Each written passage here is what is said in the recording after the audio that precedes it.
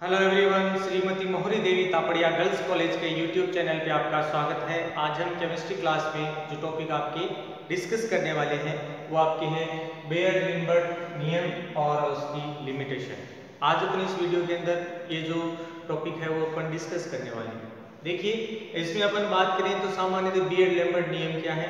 तो इसमें देखिए जो बताया गया है कि यदि किसी एक वर्णीय प्रकाश पुंज को किसी अवशोषक विलयन में से गुजारा जाए तो इस अवशोषक विलयन में जो आपके तय की गई जो दूरी है कि भी आपका प्रकाश पुंज इसमें से गुजरेगा, उसके द्वारा जो तय की गई दूरी है वो विकिरणों में हुई तीव्रता में कमी, मतलब जो अपन ने विकिरण इसमें से गुजारे हैं उसकी तीव्रता में जो कमी होती है वो आपतित प्रकाश के तीव्रता के साथ साथ आपकी सांद्रता के क्या भी होती है, समानुपाती रूप से क्या होगी, व्यवस्थित होगी। यानी भी आपकी तीव्रता में जो आपके प्रकाश की तीव्रता में कमी आई है वो और आपके आपतित प्रकाश की जो तीव्रता है और उसके साथ उसकी सांद्रता, तो उसके क्या होता है, आपके समानुपाती रूप से क्या होता है, आपका व्यवस्थित होता है, जिसे बेयर-लिम्बर्ट के नियम से जाना जाता है। अब देखिए अपन इसका गणितीय रूप की विश्लेषण की बात करें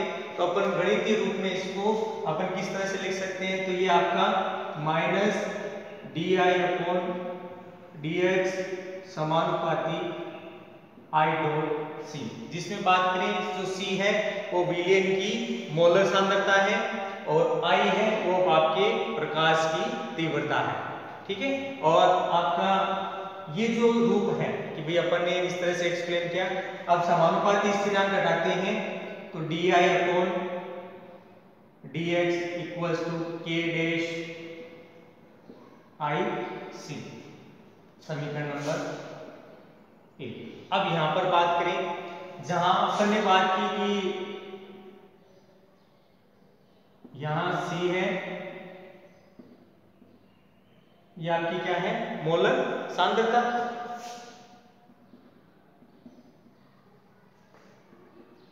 ये क्या है, ये आपका मोलर अवशोषण गुणांक या मोलर अवशोषण गुणांक।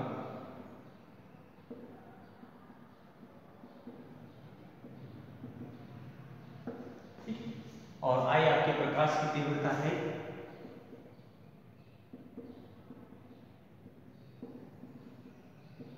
ये होगी आपकी तीव्रता। अब यहां क्या बताया गया है कि समीकरण 1 है उसका या उसको अपन क्या x इक्वल टू 0 से x इक्वल टू x तक क्या करेंगे, मध्य समाकलन करने पर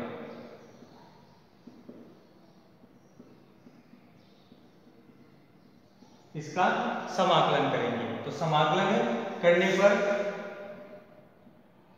देखिए यहां पर समाकलन करने पर 100 इसमें पक्षांतरों ये वाले जो वैल्यू है dx ये इस तरफ आ जाएगी और ये I वैल्यू है इस तरफ आ जाएगी। तो अपन यहां पर लिखें x equal to 0 x equal to x।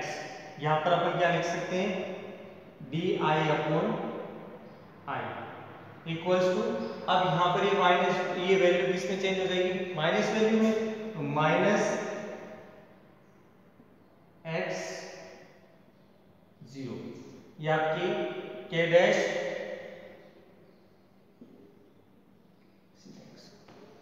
ये हो जाएगी। अब यहां पर बात करें अपन आपके ये अवकलन स्थिरांक है, इसको चेंज करें तो ये antilog I0 upon I equal to minus k और CX हो जाएगी। ये वैल्यू किस रूप में आ गई, इस रूप। अब एंटी लॉग को अपन लॉग में चेंज कर दें तो यहां पर 2.303 लॉग I0 अपॉन यहां पर ये वैल्यू किस रूप में हो जाएगी, अपन इसको I अपॉन I0 ये इसमें चेंज हो जाएगी, equals to minus k dash c x. अब यहां पर देखें सामान्यतः आप क्या देखोगे कि इसका अपन इस वैल्यू को इस तरफ भेज देते हैं। तो यहां पर अपन क्या देखेंगे, two log I upon I0 equals to minus a upon 303 dot c x. ठीक है, अब यहां पर ये समीकरण नंबर 2। देखिए समीकरण 2 में a का मान रखने का, तो अपन समीकरण जो 2 है उसमें a का क्या कर देंगे, मान रख देंगे। तो ये देखिए किस तरह से हो जाएगा,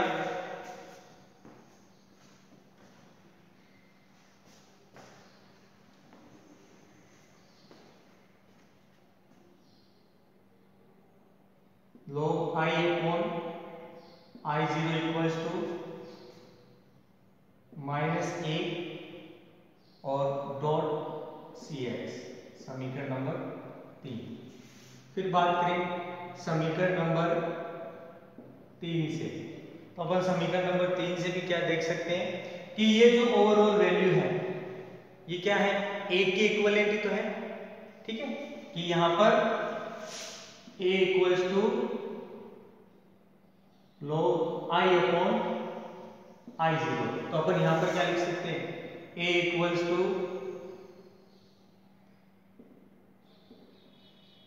या तो ये लिखें या फिर सीधा लिख दें। अब यहां पर क्या देखने को मिलेगा कि ये जो आपका a है ये किसमें आपका अल्फा भी हो सकता है, तो यहां पर ये वैल्यू अपन इसमें पुट कर देंगे, तो ये क्या हो जाता है आपके c और प्लस x क्या है, यहाँ पर डिस्टेंस ही है, तो विलेन में दो आपके विकिरणों की विलेन में तय की गई दूरी, तो अपन इसको x भी तो लिख सकते हैं इसको, तो यहां पर अपन इसको x लेंगे। और क्या बात कही यहाँ पे कि सामान्यतः इसमें आपको ये जो समीकरण है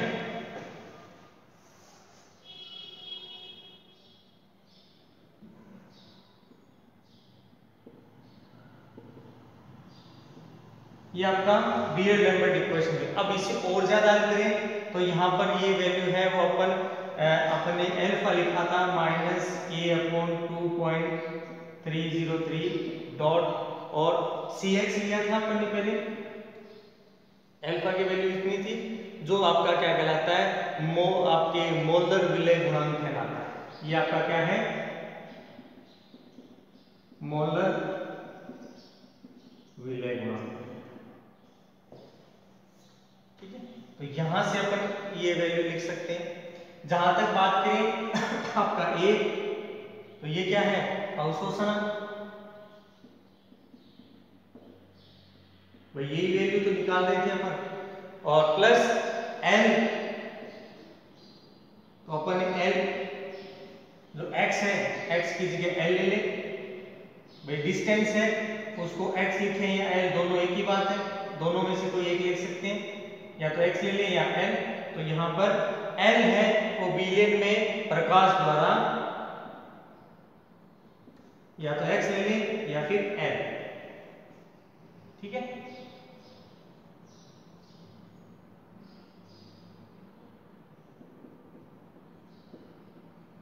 तय दूरी हो जाएगी। ठीक है, और इसके इक्विवेलेंट आपकी ये अल्फा वैल्यू, अल्फा के इक्विवेलेंट जो एप्सिलॉन वैल्यू है वो आपके यहाँ पर प्राप्त हो, जो आपका मोलर अवशोषणांक कहलाता है। तो ये था ये स्टूडेंट आपकी बीयर-लैम्बर्ट नियम और उसकी इक्वेशन। ठीक है, अब इसके बाद की बात करते हैं अपन इससे रिलेटेड इसकी लिमिटेशन, कि बीयर-लैम्बर्ट नियम है उसकी क्या क्या लिमिटेशन है। तो इसमें सबसे पहली लिमिटेशन है वो अपन बात करें, तो पहली लिमिटेशन है कि आपका जो प्रकाश स्रोत है, क्या है आपका प्रकाश स्रोत कैसा होना चाहिए, एक वर्णीय होना चाहिए। पहला इसमें उपयोग है आप किसका करोगे, एक वर्णीय प्रकाश का। दूसरा जो आपका अवशोषण माध्यम है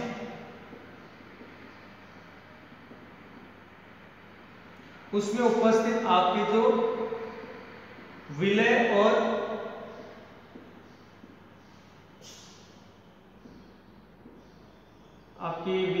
विलय अणुओं की तरंग दैर्घ्य, ये क्या होनी चाहिए,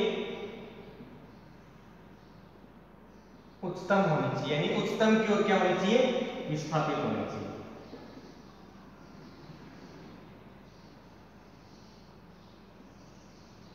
इसकी ओर विस्थापित होगी भी विलय और विलय के जो अणुओं की जो तरंग दैर्घ्य है वो कैसी होनी चाहिए, उच्चतम होनी चाहिए या उच्चतम की ओर विस्थापित होनी चाहिए। तीसरी बात, तीसरी आपकी लिमिट क्या है कि आपका जो ताप है हमेशा स्थिर होना चाहिए। अब देखिए स्थिर होने का कारण क्या है, यहां पर क्या बताया गया है कि जब आपके उच्चतम ताप लिया जाता है तो आपके जो अणुओं की तरंग दैर्घ्य है वो उच्चतम की ओर क्या हो रही है, विस्थापित हो। तो उच्च ताप होगा तो उसके फलस्वरूप ही आपका जो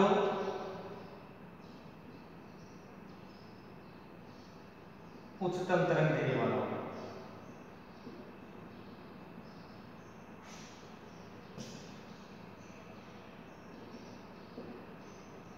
इसलिए क्या होना चाहिए, ताप स्थिर होना चाहिए। फिर क्या बताया कि आपका जो विलयन है वो आदर्श तनु होना चाहिए।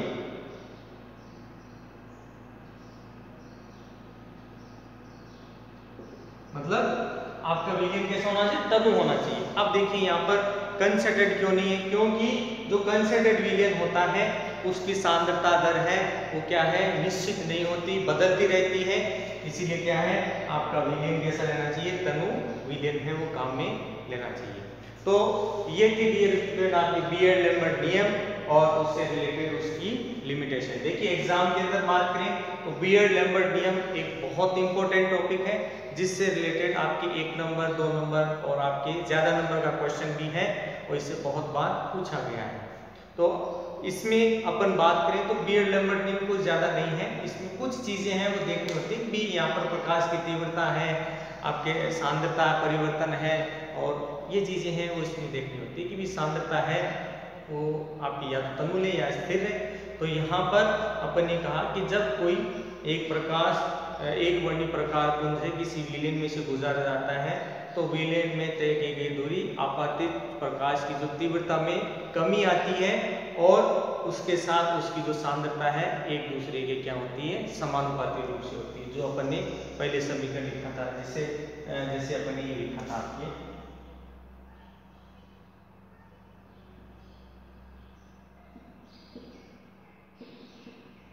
तो ये एक तो सांद्रता होगी, मोलर सांद्रता, और x इसमें तय की गई दूरी, तो यहाँ पर ये इस रूप में प्राप्त होती है। या फिर इसको अपन आपके I लिखे भी लिखी थी अपन, तो ये इसमें क्या देखने को मिलती है कि इसकी मान है वो इस रूप में प्राप्त होते हैं। तो प्रकाश की जो आपकी तीव्रता होगी वो सांद्रता और उसकी प्रकाश की तीव्रता के क्या देखने को मिलती है, समानुपाती रूप से देखने को मिलती है। तो ये था डियर स्टूडेंट आपकी बीयर-लैम्बर्ट नियम। आई होप कि वीडियो पसंद आएगा, वीडियो को लाइक करें, शेयर करें और इससे रिलेटेड नोट्स बनाते रहें। और इस वीडियो देखने के लिए धन्यवाद।